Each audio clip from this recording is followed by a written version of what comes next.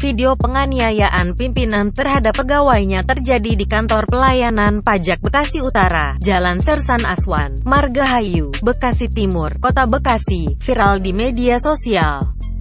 Dalam video yang beredar, seorang pria diduga pimpinan kantor pajak menonjok pria lain yang diduga pegawainya hingga tersungkur.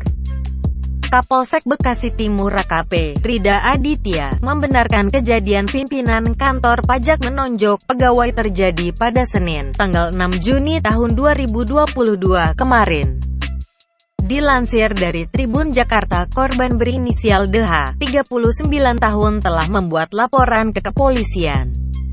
Rida menjelaskan, Selasa, tanggal 7 Juni tahun 2022, pelaku berinisial MAZ itu merupakan atasan korban.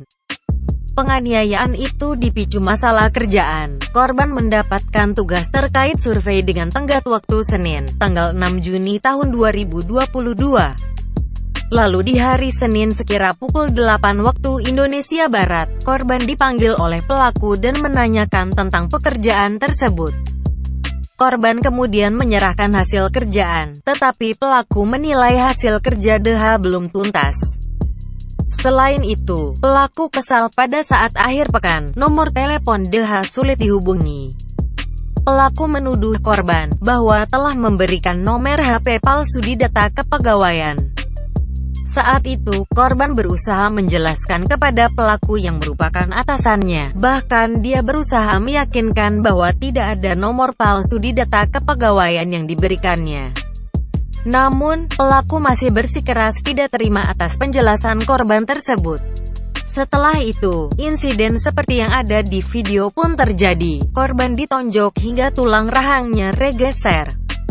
Kasus ini masih dalam penyelidikan Polsek Bekasi Timur. Sejumlah saksi terus dimintai keterangan, termasuk terlapor.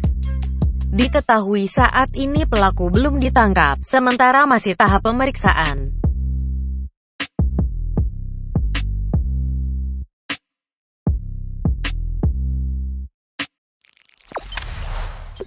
Jangan lupa subscribe, share, komen, dan like ya!